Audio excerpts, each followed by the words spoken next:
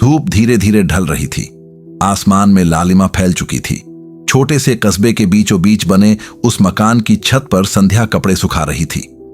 चेहरा थका हुआ था, पर आंखों में शांति थी। पति रवि शहर में नौकरी करता था और महीने में 1 या 2 बार ही घर आता था। रवि का छोटा भाई आदित्य अब भी कॉलेज में था। पढ़ाई के साथ साथ पार्ट टाइम काम भी करता था ताकि घर का खर्च थोड़ा हल्का हो सके। संध्या आदित्य से काफी बड़ी थी, लेकिन दोनों के बीच हमेशा एक सम्मानजनक रिश्ता रहा था, जैसे मां बेटे जैसा। रवि को हमेशा सुकून रहता था कि जब वो बाहर होता है तो उसका छोटा भाई और पत्नी एक दूसरे का सहारा बने रहते हैं। लेकिन किसे पता था कि इसी भरोसे के बीच एक ऐसा हादसा होने वाला है जो सब कुछ बदल देगा। आदित्य की जिंदगी में उस वक्त बहुत उलझनें थीं। कॉलेज का आखिरी साल, पैसों की कमी और दोस्त जो हमेशा उसे कमतर समझते थे। वो हर दिन खुद को साबित करने की कोशिश में लगा रहता। संध्या उसकी मदद करती, खाना बनाती, फीस के लिए कभी कभी अपने गहने तक गिरवी रख देती। ये सब देखकर आदित्य के मन में उसके लिए गहरा आदर था, मगर धीरे धीरे ये आदर किसी और दिशा में मुड़ने लगा। एक शाम जब घर में बिजली चली गई थी, संध्या रसोई में दिए की रोशनी में खाना बना रही थी। आदित्य अपने कमरे से बाहर निकला और उस हल्की पीली रोशनी में उसे देखकर कुछ देर के लिए ठिठक गया। उसे खुद समझ नहीं आया कि उसे क्या हो रहा है, लेकिन उसके भीतर कुछ अजीब सी हलचल उठी। संध्या ने हंसते हुए कहा, क्या हुआ? ऐसे क्यों देख रहे हो? जाओ टॉर्च ले आओ। आदित्य को समझ नहीं आया कि जवाब क्या दे। उसने चुपचाप टॉर्च दी और चला गया। लेकिन उस दिन के बाद से उसके मन में एक अजीब सी बेचैनी रहने लगी। कुछ दिनों बाद रवि का फोन आया। संध्या, ऑफिस में काम बढ़ गया है, इस बार शायद 1 महीना और लग जाएगा लौटने में। संध्या ने कहा, ठीक है, तुम चिंता मत करो, यहां सब संभाल लेंगे। पर वो अंदर से टूटी हुई थी। अकेलापन धीरे धीरे उसे भी खा रहा था। रातें लंबी लगने लगी थीं और दिन बिना किसी उम्मीद के बीतते जा रहे थे। आदित्य ने देखा कि भाभी अब ज्यादा चुप रहती हैं। उसने एक दिन पूछा, भाभी सब ठीक है ना?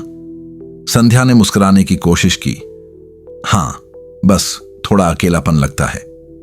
उस रात आदित्य अपने कमरे में बहुत देर तक छत निहारता रहा।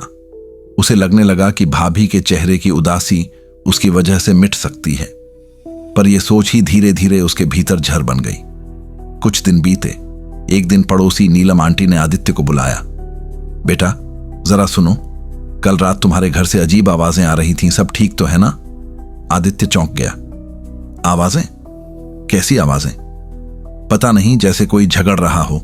फिर अचानक सन्नाटा। आदित्य को समझ नहीं आया कि वो क्या कह रही हैं। लेकिन उस रात जब वो घर लौटा तो देखा संध्या के चेहरे पर हल्की खरोंच थी। उसने पूछा, भाभी ये क्या हुआ? संध्या ने झट से बात टाल दी। बस कुछ नहीं, बाथरूम में फिसल गई थी। पर आदित्य को कुछ गड़बड़ लगी। उसने ध्यान देना शुरू किया। अगले कुछ दिनों में उसने महसूस किया कि रात को घर के पीछे कोई आता है। एक दिन उसने खिड़की से झांक कर देखा, कोई आदमी घर के पीछे दीवार पार कर रहा था।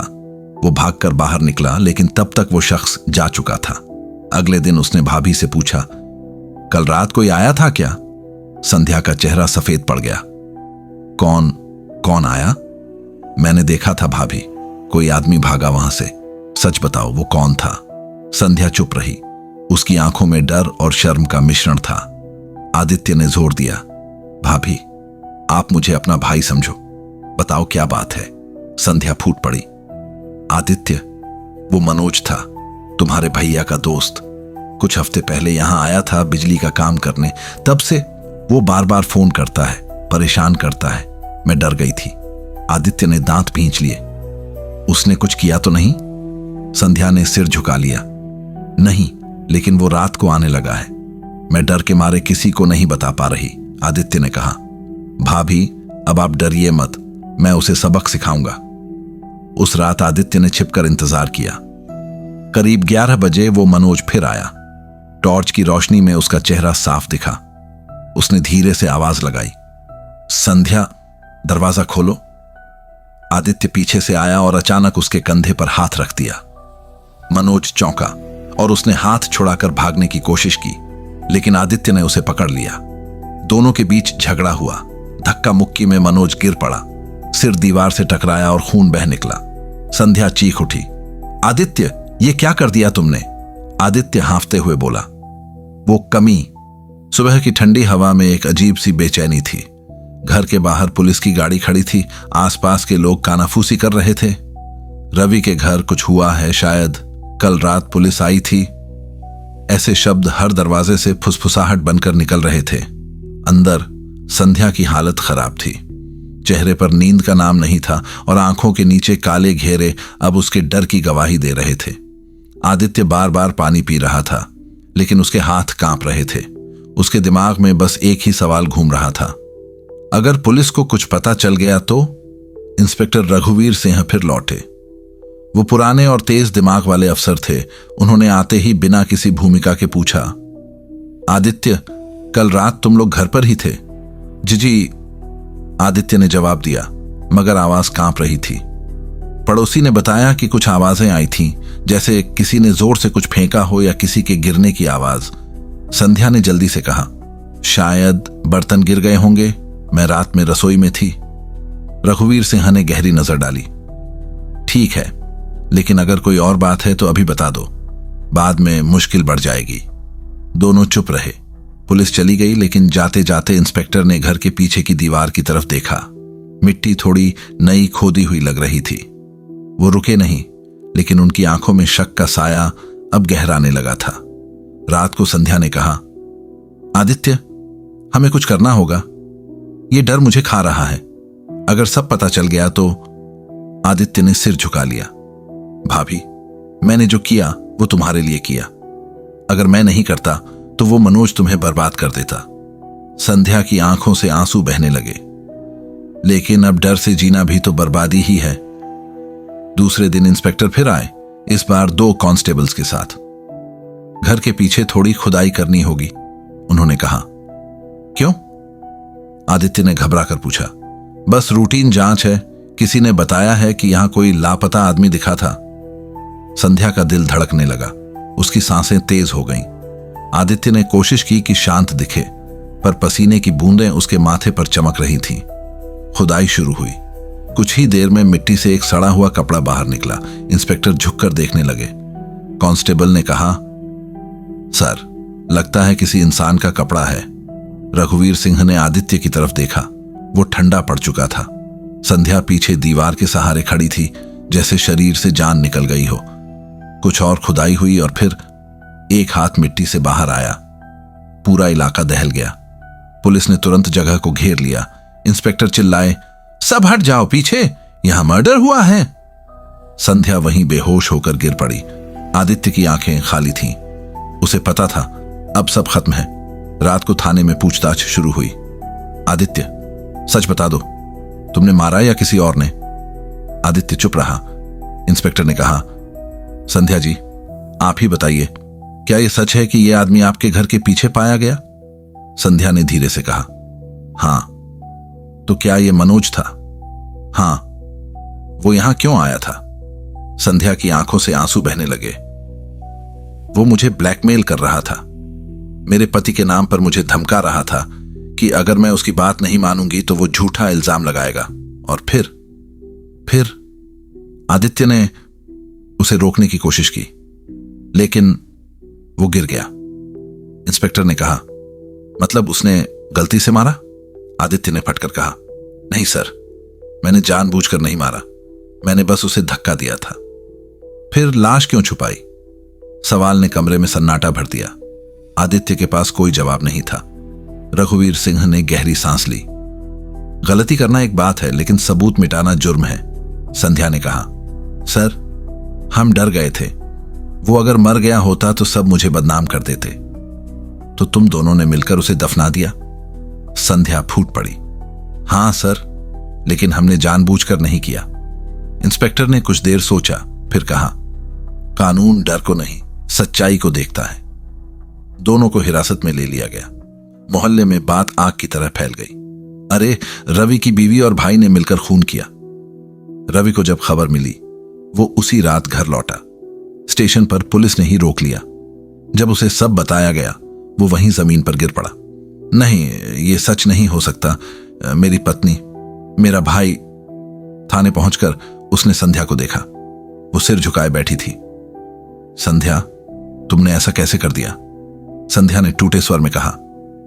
मैंने कुछ नहीं चाहा था रवि, मैंने बस डर में गलती की। रवि की आंखों में आंसू थे।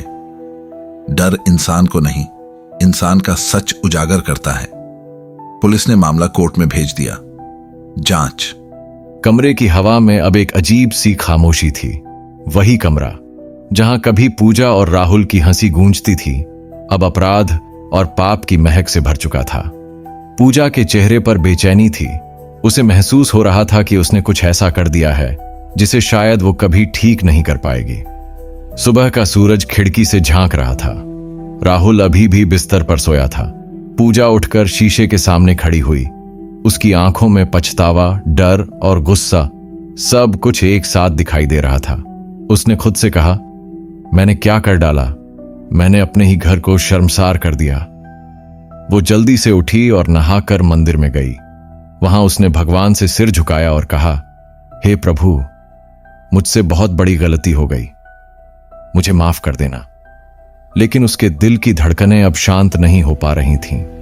दूसरी तरफ राहुल भी अपने मन में संघर्ष कर रहा था। उसे एहसास था कि जो हुआ वो सिर्फ गलती नहीं बल्कि गुनाह था। वो पूजा से नजर मिलाने की हिम्मत नहीं जुटा पा रहा था। दिन बीतते गए, लेकिन उनके बीच एक अजीब सा रिश्ता बन गया। न प्यार, न नफरत, बस एक खामोशी जिसमें सब कुछ कैद था। एक दिन अचानक ही पूजा का पति विक्रम घर लौट आया। उसने देखा कि पूजा पहले जैसी नहीं रही। उसकी आंखों में डर और बेचैनी थी। वो उसके पास आया और बोला, क्या हुआ पूजा? तू इतनी चुप क्यों है? कुछ परेशान है क्या? पूजा ने मुस्कुराने की कोशिश की, लेकिन उसकी आंखों में सच्चाई झलक गई। विक्रम बोला, क्या तू मुझसे कुछ छुपा रही है? पूजा कुछ बोल नहीं पाई। तभी अचानक राहुल कमरे में आ गया। दोनों की आंखें मिलीं और विक्रम सब समझ गया। उसके अंदर खून खौलने लगा। वो चीखकर बोला, राहुल, तूने मेरे भरोसे का खून कर दिया। पूजा रोने लगी और बोली, विक्रम, मेरी गलती है, उसे दोष मत दे, मैंने ही उसे बहकाया था। विक्रम का गुस्सा अब दर्द में बदल गया। वो जमीन पर बैठ गया और बोला, तुम दोनों ने मुझे मार दिया पूजा, मैं तो तुम्हें अपना भगवान मानता था। राहुल ने शर्म से सिर झुका लिया और कहा, भैया, मैं माफी के लायक नहीं हूं। विक्रम उठा और बिना कुछ कहे घर छोड़कर चला गया। पूजा बेहोश होकर गिर पड़ी। कुछ दिन तक घर वीरान रहा। राहुल ने उस दिन के बाद घर छोड़ दिया, कहीं और जाकर मजदूरी करने लगा। उसे हर रात पूजा की सिसकियां सुनाई देती थीं। उसने खुद से कसम खाई, अब मैं कभी किसी औरत की नजरों में भी नहीं देखूंगा। कुछ महीनों बाद खबर आई कि पूजा ने अपने कमरे में फांसी लगा ली थी। गांव के लोगों ने कहा, पाप का फल मिल गया। राहुल जब यह खबर सुनता है तो उसकी आंखों से आंसू निकल आते हैं।